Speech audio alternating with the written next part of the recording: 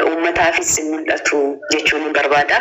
Hedduun galatoomaa jechuun hin barbaada. Lataafaa, Laloofaa, Abboomaa akkasumas Zamee hedduu galateeffachuun barbaada. Suudaan, Su'aadirree akkasumas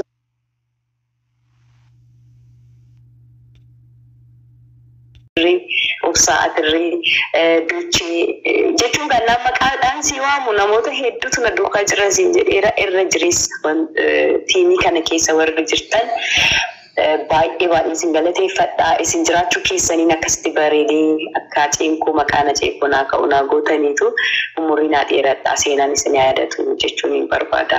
Baay'ee dadhabaniiru, riba dhabaniiru.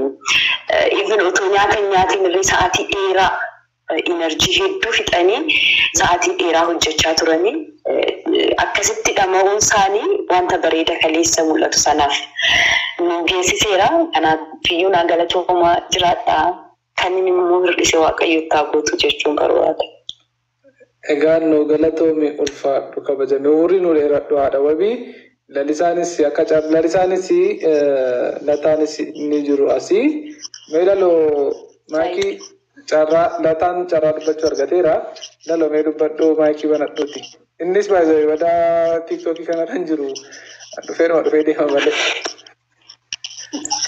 Gaafuma tina waan kun dhufa. Galatoomii ulfaadhaa waan gaarii dubbachaa jirtu namatti tolaa wanti akkasiillee baratamuu qaba.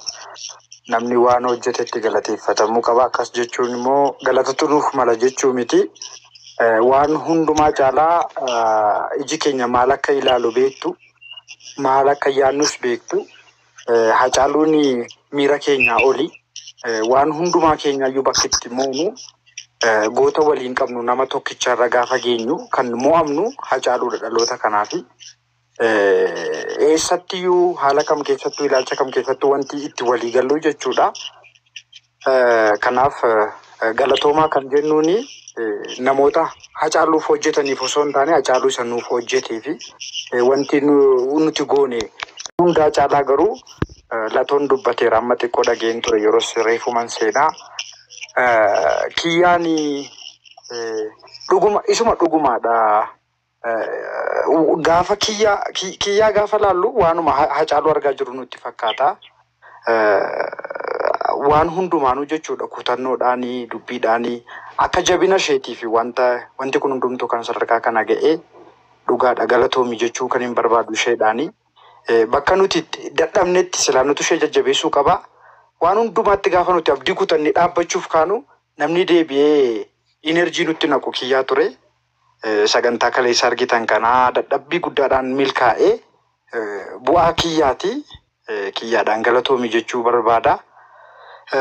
Wanti akka waliigalaatti dhaamuu barbaadu garuu nuti hundi keenya iyyuu bakka deemnutti namoota dhiibbaa uumuu dandeenyu akka taane nan beekaa. Namoonni asirra jirtan kuni dhiibbaa uumuu dandeenyuuni faawundeeshiniin kun akka itti fufuu fi tumsuu qabna. Karaa dandeessaniin dhimma kana beeksisuu danda'uu qabna. Keessattuu lakkoofsa ergaa gabaabaa faawundeeshinichi kaatee jiru bifa salphaatiin namuu gargaarsa yookaan gumaacha akka gochuu danda'uu fi haala mijeessaa namoonni biyya keessa jiranii jiranii lakkoofsa gabaabaa sanatti 7855 sanarratti akka ergan guyyaa guyyaan birrii tokko akka gumaachanii fi namni martuu dubbachuu qaba dhimma kanarratti hojjechuu qabna jedhee yaada. Abbootiin qabeenyaa namoonni takkaan gumaachuu danda'anis dooneeshinii akka godhanii waa'ee faawundeeshinii kanaa dubbachuu qabna. Faawundeeshiniin kun kaayyoowwan Hacaaluu kan nuti har'a sababa isaatiif jennee haasaa jirru kana itti fufsiisuuf hundaa'e waan ta'eef tumsuu qabna gargaaruu qabna. Isarratti hojjennu sagantaan kaleessaa immoo akkuma isin argitan bareeda ture. Bu'aa dadhabbii keenya isa bareedaadha. Namoonni qaamaan achi turtan illee argitaniittu waan beeksisa garaagaraatiin illee waan tumsitaniif ulfaadhaa galatoomaa kanuma jechuun barbaada obsaa. Galatooma ulfaadhu nama kiyya kabajamii ani laaligaa waan fuuldura jiru sana duuba immoo eenyufaan akka jiran hogguun beeku. Namoonni sun immoo hiriyoottan kiyya maatii kiyya akka isaan ta'an hogguun beeku. Hagam akkan isinitti boonaa ture. Isinitti himuu hin danda'u. Almost namni wajjin hin baranne namni wajjin hin jiraanne hin jiru waan ta'eef isin keessa jechuudha. Swaad faas dabalatee jechuukooti nuuf jiraadhaa ulfaadhaa galatoomaa kan waggaa ittaanus immoo kana caalmaa akkasiin miidhagsitan ni beekna. Waaqni isin gargaaru kennaanis maakiinis dubbachuudha barbaadu. TikTokii fayyadamtu garuu kiyya social media irra badaa jirtu. Maakii beektaa moo beektu? Nan beeka, I think. Nan beeka. Maakii jirta moo jirtu? Jirtaa? Hello Maakii. Hello. Eshi. Maakii yoo tarii jiraattee fi maakiin kee mute irra jira waan ta'eef please. Aye. Maakii. Tole. Diimaa ibsaa yeroo tokko. Akkam jirtu fayyaadhaa obsaa keenya baga nagaatiin dhuftanii har'ammoo ija saba Oromoo qabatteeti kanas nu dhufte. Sabni Oromoos kanuma barbaada sagalee ishee akka kanatti karaa miidiyaa hawaasaa kanallee yeroo dhaga'u akkuma waan sagalee Hacaaluu dhaga'utti jechuudha uummanni Oromoo guutummaa guutuuni. Bakka bu'een isaa ishiidha waan ta'eef jechuudha haadha wabii. Dhugaa rabbiiti rabbiin umurii dheertuu siifaa kennu. Abbaa manaa jabaa duuba haadha manaa jabduudha kan jirtu jedhama. Spinal cord yookaan somba Hacaaluutiin kan isheen hafuura baafachuu jirtu isheen illee guyyaa kaleessaa waan ajaa'ibsiisaadha jechuudha. Jechuun isheen waltajjiirra dhaabbattee dubbattee waan nama onnachiisu kan kana caalaatti kan warra kanaan dura hojjechaa turan illee caalaatti onnachiisee akkasumas qeerroo fi qarree keenya illee jabeessee uummata Oromoo waan walitti itichu waan walitti fidu wayii tokko kan isheen dubbattee jechuudha guyyaa kaleessaa. Waan jabaadha jechuudha. Ani dhugaa rabbii dubbachuudhaaf kanaan duraan iyyuu acee keessa dhokattee turte jechuudha. Ishiin sanii fi amma aceedhuma lamaffaadhuma aceedhuma taas ba'eedhuma acee matuun wajjin jira jenneedhuma sammuun keenya guutummaa guutuutti amanuu ni danda'a jechuudha. Aceen yoomiyyuu jiraataadha. Aceen hin duune hin boqote malee namni boqote immoo hin du'e jedhamu. Seenaan isaa bara amma uummanni Oromoo jiraatutti aceen inuma jira. Uummanni Oromoo waan lafarraa hin banneef aceenis lafarraa hin badu jechuudha. Saniif haadha wabiitiin galatoomii uummanni Oromoo haadha wabii duuba dhaabbattan si faana jirraa hanga xumuraatti jettanii kallattii barbaachisaa ta'een kaayyoo Hacaaluun haadha wabiitti kenne uummata Oromootti kennee deeme kana galmaan ga'uudhaaf warra hojjechaa jirtan hundi keessaniyyuu galata leencaa qabdu. Leenci illee leencatti nama fakkeessu. Dhugaadha rabbii gaditti galata guddaa qabdanii leenci bara yoo quufeen ciisa waan ta'eef jechuudha. Saniif saba ciisu ta'uu hin qabnu. Saniif ulfaadhuu jechuun barbaada haadha wabiitiin. Asumaan sagalee gooticharraa waan xiqqoo tokko jedheetan.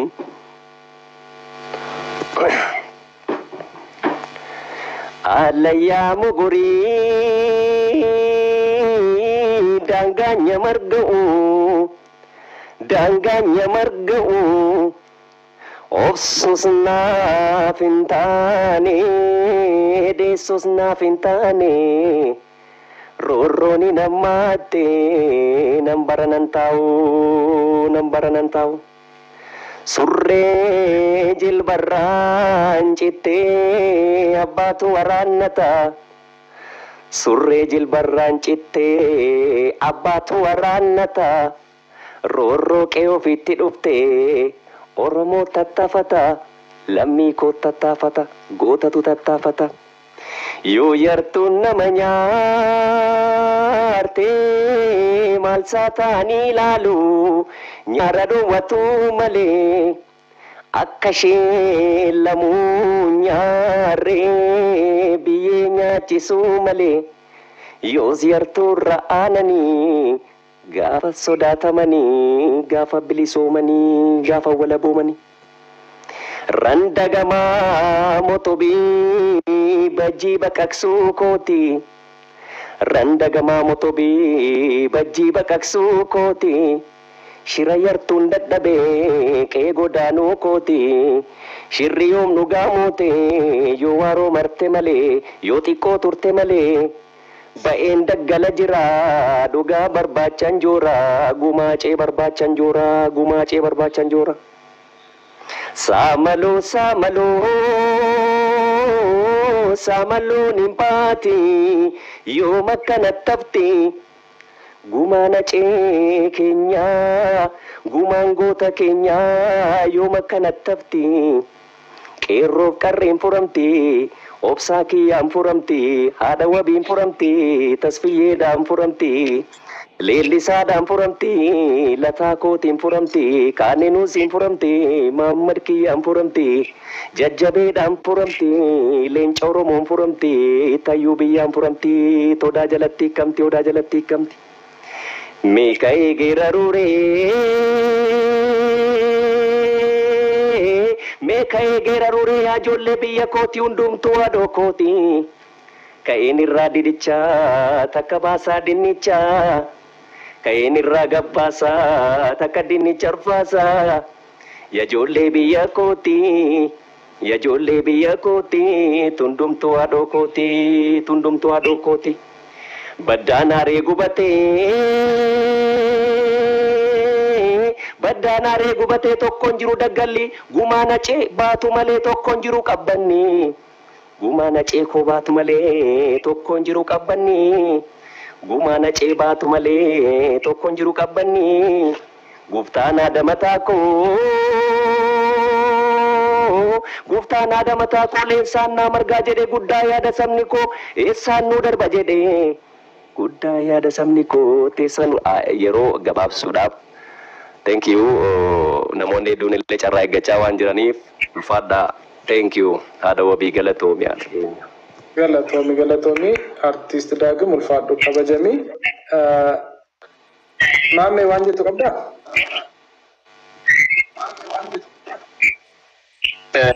Obsa galatoomi. I think networking biyya kun baay'ee rakkisaa bisilas galgala kana dhabaa namoonni uummataa biyya keenya keessatti xiqqoo haalli networkii kana humnatti fayyadamtootaa baay'ee waan ta'eef haati wabii silaa fuuldura keessa dhufanii akkaawuntii Hacaaluutiin tokko waan jedhu ture garuu sababa kaatiin jechuudha kallattii diimaa agarsiisaa jira biyya keessatti galgala kana networkiin baay'ee dhabaa hangaa namni rakkisutti yoo ta'e alatti waan sanas egaa yeroo naafuru jenna hanga tokkoon Daagim sagalee yeroo naafuru jenna.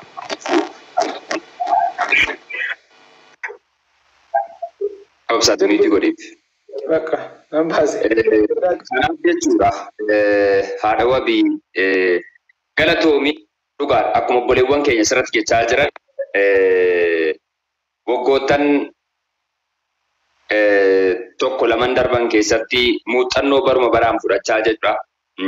Namni tokko nama akka artiistii Hacaaluu miti nama ta'ee jechuudha. Namummaadhaan namni ilma namaatiif yeroo wareegamu jechuudha. Yeroo haqni isaa dhokatu itti dhaga'ama. Onnee isaa cabanii madaawa. Garuu sana hunda keessatti qabatanii kan garaa ofii garaatti qabatanii irra keessuma jechuudha. Diina fuulduratti jechuudha. Fuula ifaan gabba'uunu gootuma tokko, cimina tokko, jabina tokko jedheetiin yaada akka dhuunfaa kiyyaatti irri kolfeedhaaf keessi kolfe jechuu miti. Namni kan hubachuu danda'uu qabu. Namni irra keessi kolfe hundi keessa gammade keessa kolfe isinitti hin fakkaatin. Kan garaa garaatti qabatanii ilkaaniin kolfu jechuudha. Kanaafuu diina fuulduratti mataa cabuun qabu Oromoon yeroo kamiyyuu yoo ta'e jedhe akka dhuunfaa kiyyaatti jechuudha. Hacaaluu jechuun kaleessa maal hojjetee akka ture namuu waan beekuudha. Dhaloonni waan beekuudha. Waan jaarraa keessatti namni hojjechuu hin dandeenye waggoota muraasa keessa aartii keessatti saba kanaaf inni hojjete seenaadhaaf ta'a jechuudha.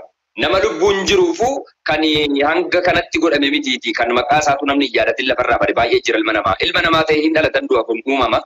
Hanga dhalatee jedhetti immoo sabaaf waa godhee waan seena qabeessa kanaa kaa'ee darbuu jechuun carroomuudha namtiyyuu matummaan isaatu carroomuudha jechuudha. Carra qabeessan jedha Hacaaluun jechuudha. Gumaa isaa baasuu dhiisuun kun dadhabbina hawaasa keenyaati.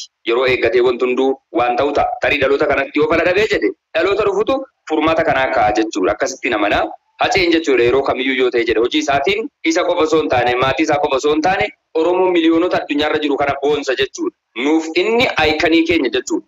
Leejandii keenya jechuudha. Fakkeenya dhalootaati jechuudha. Fakkeenya tokkummaati jechuudha. Fakkeenya jaalalaati jechuudha. Fakkeenya sabaaf sagalee ta'uuti jechuudha. Kanaafuu ammas obboleewwan keenya sagantaa awwaardii kana jechuudha.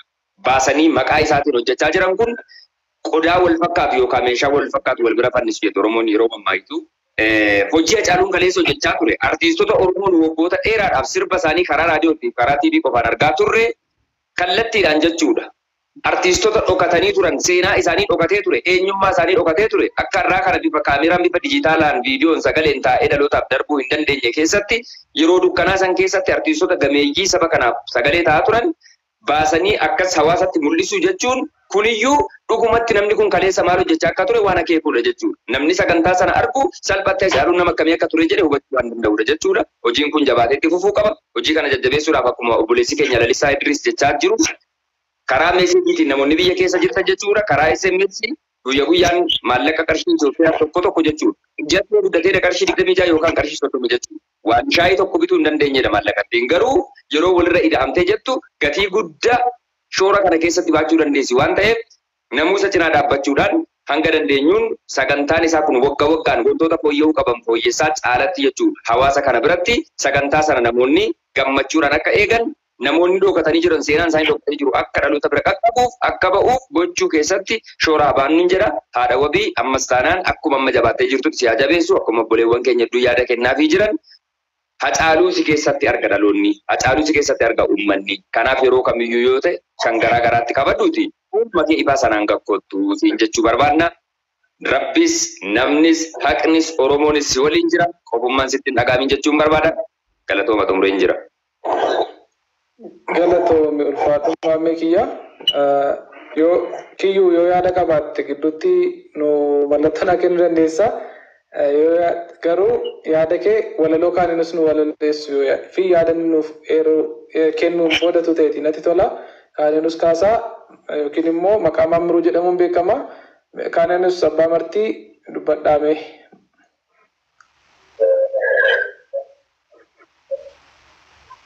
Galeen kun dhaga'ama hunda? Ni dhaga'ama. Tasfaayeen yaada wayii qoodatan baajechaa jira waan ta'eef dhiifama guddaa tasfaayeedhaa fi carraa laadduutii hojii wayii irra hin jirre dubbatee hafu. Ayyee tasfaayeen kiyyoodhaa wajjiniin wal arganii barreen gaddaa sagantaa yaadannoo keessattuu Lazzaa Awwaardiin badii balleessee fi kabaja mul'isuu hanqateef jecha aaree Awwaardiin Haacaaluu qophaa'uudha qabaa. Nuti immoo haga isaan nu aarsanii aaruu fi tun taane sana daran waan isaan aarsu hojjechuudha qabna jedhee yaadota nama kennaa ture keessaa isaa hangafaatii ture. Mee qaamaanis immoo erga akka biyya alaatii dhufeeni qaamaanis haadha wabii argatee wajjiniin dubbatanii turanii. Mee tasfaa'e afaan wasii salphatuuni waan jechuudha. Afaan Oromoo sirriitti barteettadhee yaada. Afaan asii kan beektan durumayyuu amma sirriitti dubbachuu jiru dandeessadhee yaada. Yoo ta'u baate Amaariffaan rakkoo qabu baga nagaa nuti. Harka fuunee akkam jirtan nagaa keessanii? Jirra galata waaqaadha. Dubbii kiyyaa Oromoo qofa osoo hin tahin namni martiyyuu nu dhaggeeffachuu waan qabaniif jecha xiqqoo afaan Amaariffaattiin dubbadha. Galatooma noof kolcha. የሴቶች ምሳሌ ብለህ ጥራ ሲባል ቁጥር 1 ላይ ሁሉ ጊዜ የምትመጣው ኪዩ ነች። ለዚህ ደግሞ በመከራ ውስጥ የተፈተነች መሆኗ ሳይሆን ከመከራ በኋላም ጠንካራ መሆንን ለዓለም ያስመሰከረች ነች። እንደ ባለቤቷ ለህዝቧ የኖረች በችግራቸው ጊዜ የደረሰች በመከራዎች አብራ የተፈተነች የግር ሰዓት የሆነውን እንኳን ለሷ ለልጅነት ፍቅረኛዋ ለባሏ ለልጆቿ አባት ለኛ እንኳን አንገብጋቢ የሆነውን ትልቅ ጉዳይ በሆዷ ችላ ዛሬም ፍትህ እያለች የልቧን በልቧ ይዛ አላማዋን የምትሄድ ነች። ባልና ሚስት ካንዶ እንዲህ ይቀዳል የሚባለውን አባባል አንዳንድ ጊዜ መረጋገጫውን ከፈለክ እሷን ነው ማየት ያለብህ። እየሳቀች ልቧ ውስጥ ያለውን ህመም ግን ትረዳዋለህና አሁንም ዛሬም ቢሆን ከጎኗ ነን እንወዳታለን። እሷ የሴቶች ምሳሌ ነች። ዝም ብላ በቀላሉ ምናወሳት እህት አይደለች።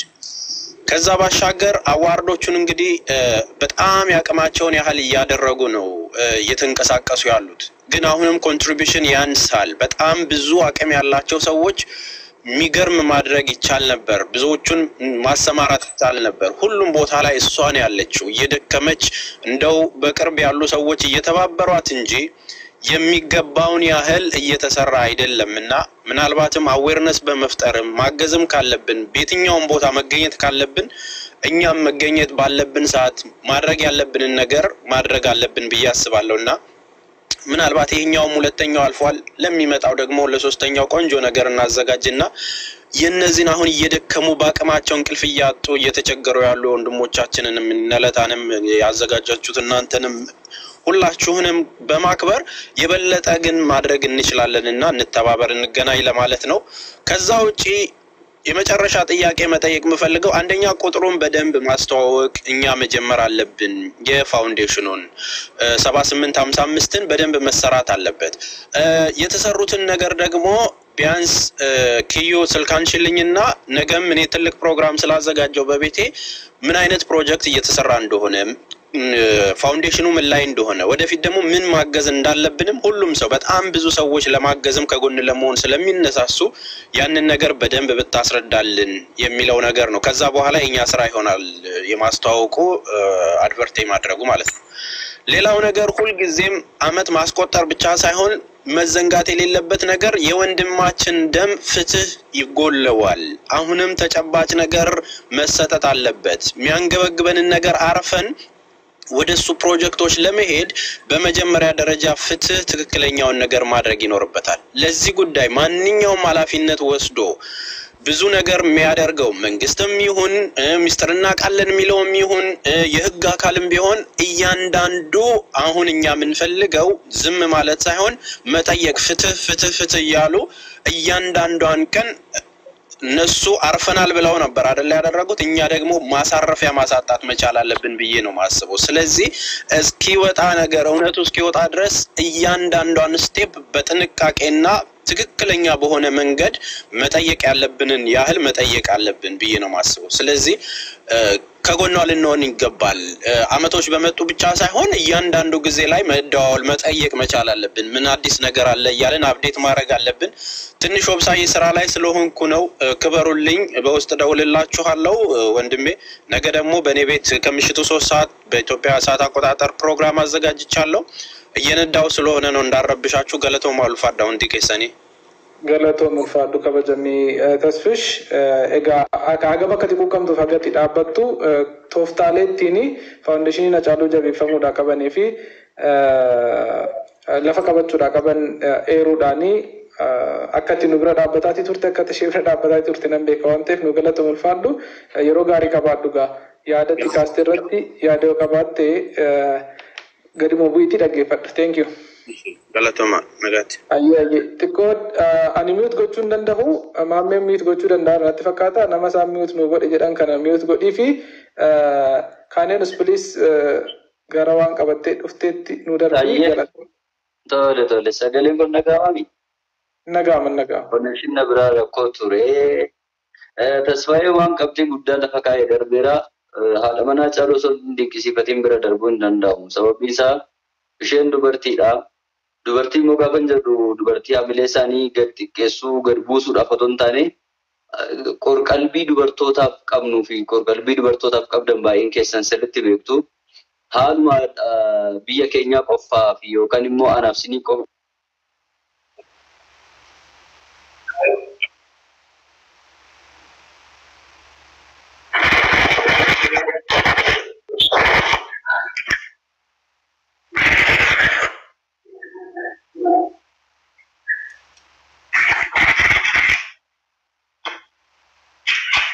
Kanin sagalen kaketi mo kam?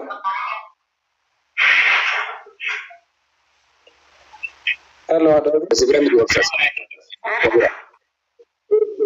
Ana berarti ish baka, koi sedati nanti fakat. Tiko sagalen sibra shede sanifa. Mute gode na gefachu dandesa. Adobe akati radabder tu ni bekna baru nuti barrengadas.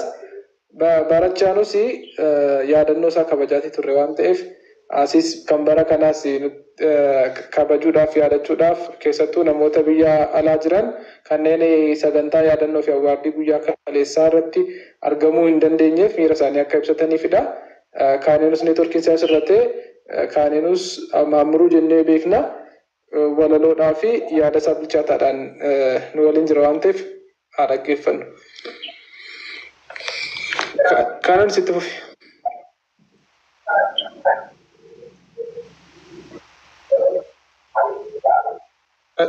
Hello Kananis.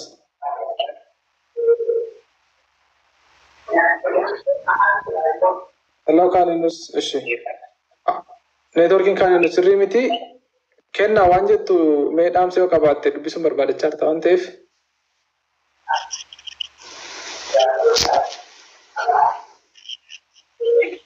Naani carraa kana argachuudhaaf baay'een dabsalee haadha wabii. Sagalee dabali. Sagalee koo jira? Jira garuu sagalee dabali. Sagalee koo jira? Dabali kaa. Haadha wabii baay'ee tokko si jaalanna dhugaa dubbachuu fi maal jedhee akkasitti immoo hin beeku jaalalli si qabnu kan addaati. Amma si arginu achi yaada. Amma si arginu mimmaan nu qaba dhugaa dubbachuu fi ati dubartii jabduudha. Dhugaa dubbachuu fakkeenya sirraa fudhatu. Kaatanii dhidhiitotanii deemtan yeroo isin amma kaatanii bobbokotanii deemtan na dhibdu bar dhugaa rabbii bobbokotanii yoo deemtan bobbokotanii deemtanii bar ni caffartanii fa caffaraa kana barbaadan caffartu ni caffartu bar maal miila maaliin si caffara ija maaliin mara yaasii kaata guyyaa yaadannoo yaaluun deessaadha.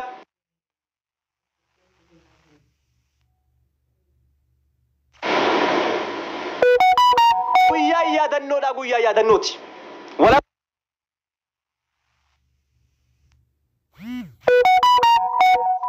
Wala marayaa keeti.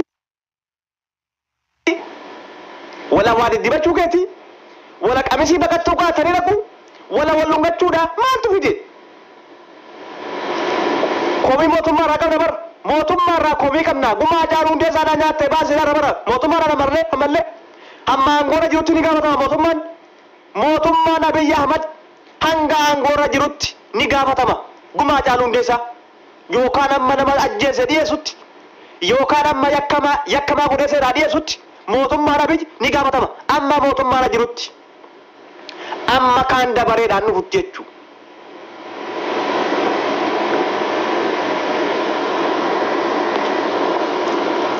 An faaruu keen barbaadu minaamin keen barbaadu. Warra ti gooteettuun gootan jedhuun an namni goota jedhee beeku Haacaaluu Hundeessaati. Warra duraan darban isin beeku Haacaaluu Hundeessaadha ijaanan arge. Haacaaluu Hundeessaadha ija kiyyaanan arge waan ta'eef gootummaa Haacaaluu Hundeessaadha namni naan himu. Abbaan feete naan himtu. Dhugaa rabbii wallaahi isin gaafadhuun gootummaa Haacaaluu Hundeessaadha nama takkaan eenyu maal akka ta'e jedhu eebbisaan beeku. Usmaayyoon beeku artistoota duraan darban guutuu jaraa walumaa galatti namni hin beeku hin jiru takka Haacaaluu Hundeessaadha ija kiyyaanan arge. Waan inni hojjete, waan inni galma barkumee keessatti hojjete, waan inni uummataa wajjin hin ta'e seenaa akkas ta'e artistiin akkanaa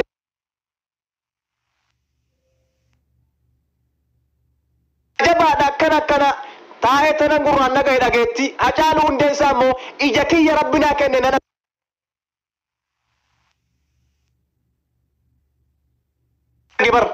Kiyya rabbinaa kenne nan arge bar. Ejjennoosa akka inni ittiin uummata dammaqsuu beeku waan inni uummataaf ta'e waan inni uummata wajjiniin ta'e ija rabbiin naaf kenne kanaa nan arge yaa Hacee wallaahi kan akka keetii hin dhalatu dhalachuuf isin taa'u dhalatees hin jiru lafarra takkicha qabnu dhabne of jala takkittii qabnu dhabne bar. Takkitti kanaaf gubaansa hanga yoom hanga lafa kanarra jiraannu nu gubaa ta'a. Maaliif jennaan nama akkasaadha argachuudhaaf ni ulfaata arganneen qabnu argachuuf illee hin teenyu.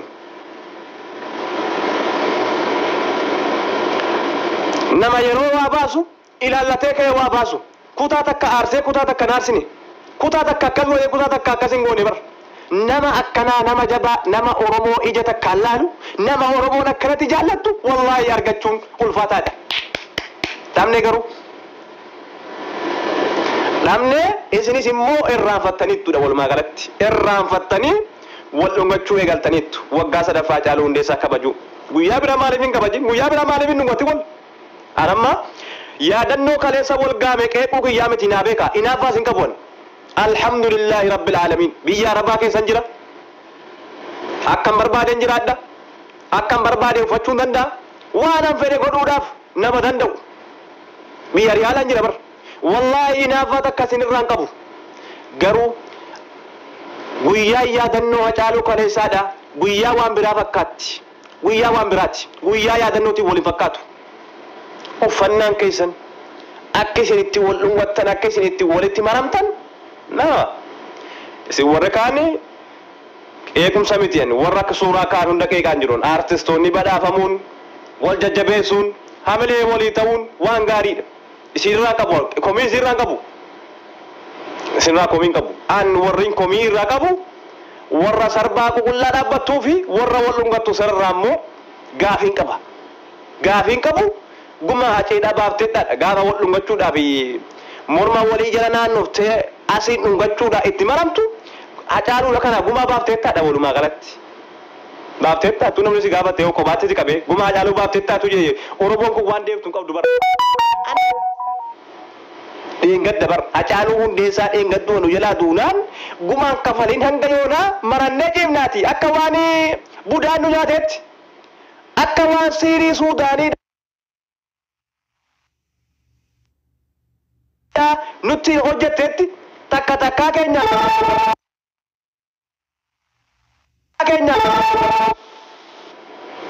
hiyyellaa tanuu gabbaatanii qaanfattanu nu warra akkanaati jettanii dhalattan isinii yakka jedhu yeroon arge kolfeetu ammaa bar callisee wallaahi kolfeemma dhugaa rabbi wallaahi kolfeemma yoo zakkeettan maal jedhii kaanii maal jedhii kaanii gurra kiyyatti qabee dhaggeeffadhee keetana suutumaan baachi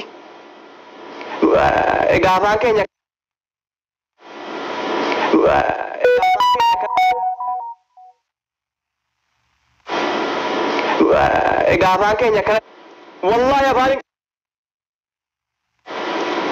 afaan qabtee nu gadhiifte baalakiin afaan nu hiite har'a waggaa 3 fayyaa akka waan siiriin Suudaaniitiin rukutamneetti kuni gabbayee iyya ani gabbayeen iyya suni gabbayee iyya waggaa 3 fayyaa iyyinee dadhabne kaleessa waggaa 3ffaa Hacaaluudhaa kabajaa turre waggaa 3ffaa kaleessaa irratti namoonni gariin wama Hacaaluudhaan waliin fakkaanne Hacaaluun kashalabbeenuma akka jiraasanii bar Hacaaluun kashalabbee akka keessanii miti bar kashalabbee gariiti bar ituu kashalabbee akka keessanii ta'e waggaa 3 miti waggaa 1 yaadanu bar dhugaa rabbi amma seeka maaskii mangeemmoo maattani seema namicha wajjin waliin marattee maddii wal dhungattu jaasii tuudute waggaa takka nanu yaadata waggaa takka miti bar baatii takka nanu yaadatu geessanii darbinaan yalla mashihal معلش نيجي سنيكة سبو سنيكة لو بر Hacaaluu hundeessaadha waggaa 3 miti waggaa meeqa gara fuuldureetti yaadamu taabar maaliif beekta baalagummaa akka keessanii kana sokolatee kaaraan fiigu bakkuma argetti dhaqeen sirbu bakkuma argetti dhaqee wanni hin ta'u kanaaf Hacaaluu hundeessaadha kabajanu biratti qaba bar uummata biratti.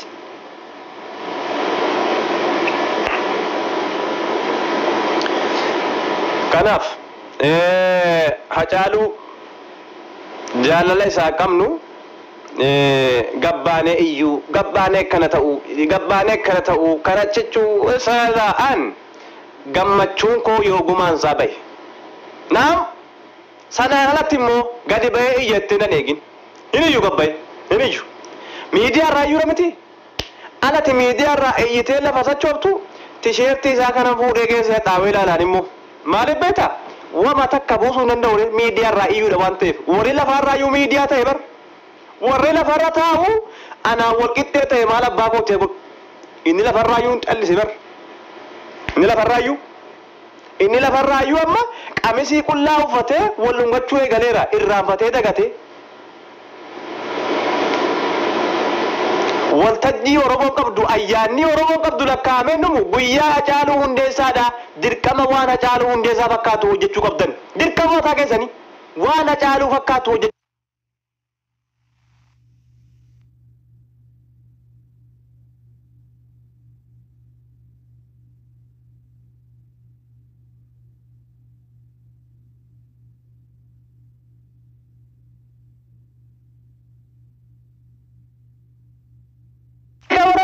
miliyoona 70 meeqa Oromoon miliyoona 60 la 60 keessaa bayra barana 70 la 70 baci 80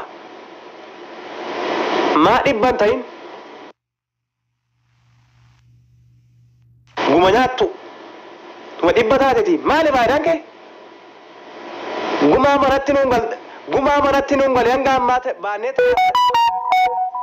afaanumattiin saba biraatiin waa'ee nuun qabnu bar sadhugaa rabbi gumaa nyaannee kaane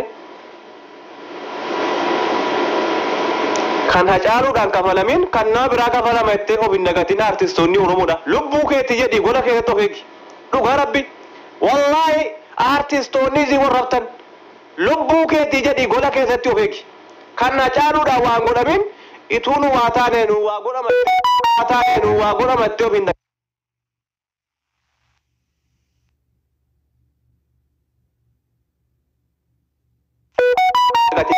ataane nu waa godhamattee of hin dagatin dhugaa rabbi ataane nu waa godhamattee of hin dagatin dhugaa rabbi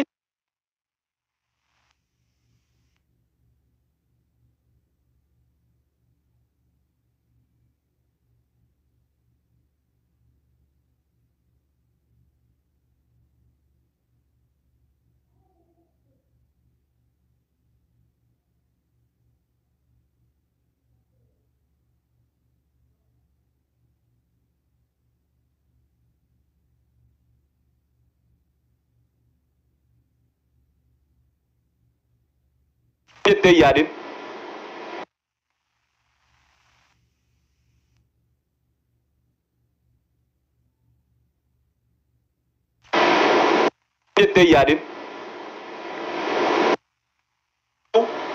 gandummaan qabu waanan argerraa ammoo mootummaa isa taatu isii kaanis isa taatu abbaa feete itti cabsuudhaaf ijatti quba kaayetti cabsa abbaa feete utaate wallaahi hunda keettiin mataa keetta cabsa hunda keetti baalage hanga tofesa sireeteetti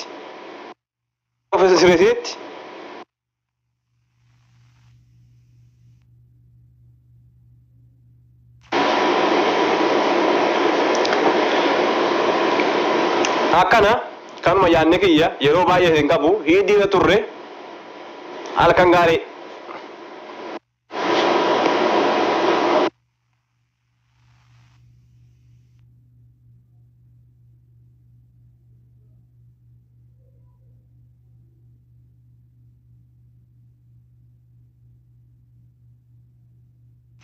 toorii asirraa afaan bananii fi ergamaan keessan nama qooqu qabsoo Oromoo kanallee tokko godhee walitti nuuf fidu gargar nu facaasee jira.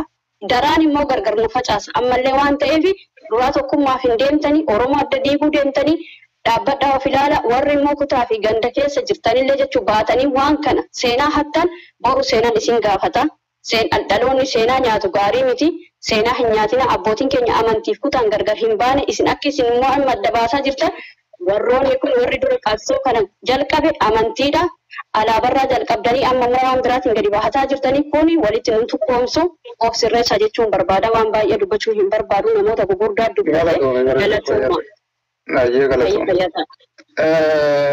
bareedduu galatoomii Oromiyaa ofiseelii nu dubbadhume. Rakki ana dura galee. Siddursaa ofiisee moobse.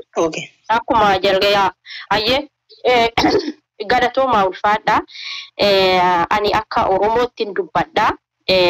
Waanan beekuu fi waanan keessa xiqqoo linkii godha please taap koppilinkii namni hedduu yaada isaa akka kennatu barbaanna waan taateef koppilinkiif taaptaabii nu godha.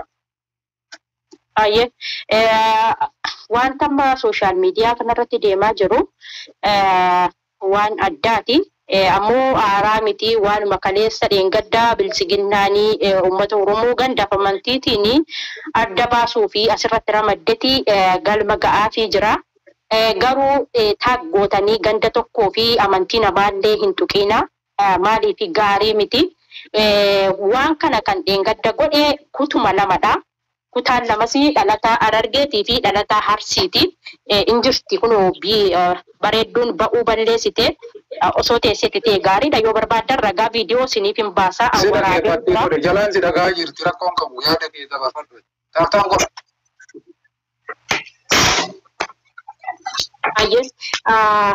Wanti ture qawwee malee fi mucaa Muzayyan jedhamu tokkoti dhalataa Arsiiti. Arsii haa ta'u Baalee haa ta'u hin beeku ani.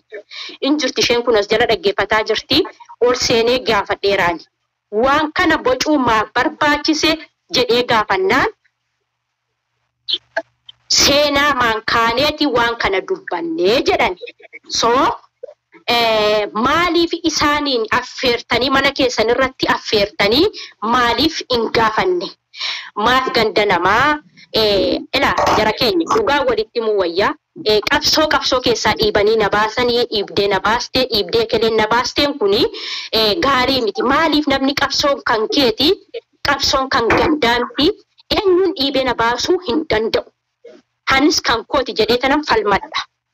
Ammoo taargetti godhamee ganda tokko irratti xiyyeeffachuun kun seenaanillee seeraanillee wanta amma dubbatamaa ture kunillee seenaadhaaf dhalootatti taa'ee wal nu gaafachisiisa.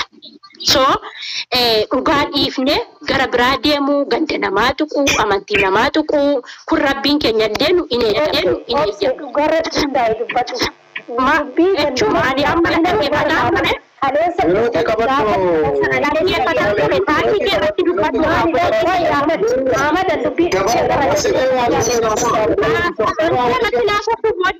Minuti qabadhu abbaan carraan kennamee faa dubbatu yaadni isii dogoggora ta'e carraan isinii kennamaa as keessa haa turtu rakkoo qabu.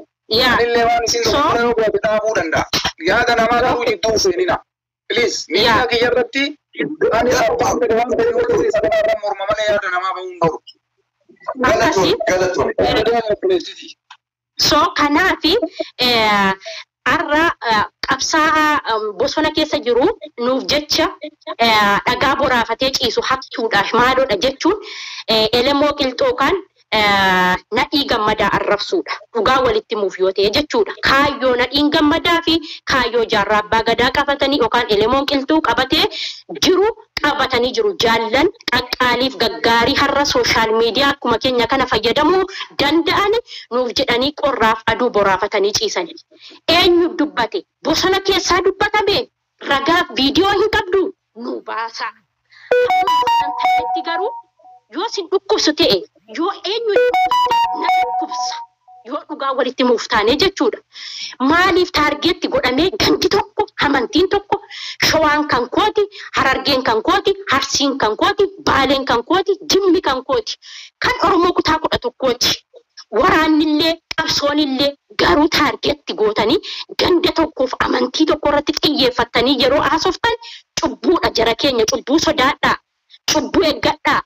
Namni qabsoo keessan hate hin jiru qabsoon hin hatamne maaliif qabsoon hatama ati eessa jirtaa qabsoo hatta ofii keessaa of dhiibdanii qabsoo keessaa of dhiibdanii warra qabsaa'aa jiru irratti dhagaa hin darbina deemaa qabsaa'aa hidhadhaa hidhachiisaa eenyu qabsoo keessaa si dhiiba hoggana barbaaddaa hogganuu barbaaddaa garuu Asirratti wanta akka akkasii baasa obboleettii xiyyaana dhageeffadhu amma wanti irraa dubbachaa turre yoo amma irra booda kanarra dhufte hin beeku waa'ee bosona ijoollee bosona jiranii amma qabsoorraa dhiibamuu miti ajandaan keenyarraa seenaa Oromoo keessatti waraana adda bilisummaa Oromoo akkasuma qabsoo gootota Baalee kan Waaqoon Guutuufaa gaggeessaa turan isa kanarratti haasaa tokkotu haasamee ture Waaqoon Guutuufaatiin qabsoofne Jaatamsa iddoo waraqaan nyaanne kuni marti kijibayanii namoota waraana kana sappoortii godhantu haasaa sanaa seedhamee uummanni Oromoo maaliif seenaan kenna hatamaa wanta kana akkamitti ilaala qaamni Oromoo ka jedhu irraa mormaa turre malee nuti ijoollee bosona jiran aangoo nu dorgatanii maal ka jedhu kana kun ajandaa kennan turre siigaltee nuti dhimma waraanaa keessa galuu hin barbaadu jarris qabsoo jiranii jarri ammoo qabsoo isaanii keessatti Waaqoo guutuu qabsaa'aa kenna jedhanii amanan hin dhageenye isaanirraa. Akkasuma jaarraan abbaa gadaa qabsaa kennadanii amanan. Seenaa kaleessa qabsaa'onni Oromoo dalagamsan ijoollee bosona jiran warra bosona jiranirraa wanni nu dhageenye hin jiru. Garuu ajandaan kun dhufee gootota Oromoo kanarratti ajandaa miidiyaa kanarratti argamee jira. Seenaa kana maal jallisu? Jarri sun qabsaa saba kanaafi. Saba Haayila Sillaasee keessa Waaqoon guutuufaati waraana cimaa geggeessan. Waraana saniin maqaan isaanii kan kenname qotee bultoota Baalee maqaa jedhudha. Akkumarra mootummaan biyya bulchaa jiru shanee jedhee waraana kana waamutti jechuudha. Maqaan kun nuus irraa qaba seenaa keenya hatame. Akkasumas warra ammoo Oromoon qabsoofna jedhu. Miidiyaa kanarra dhufee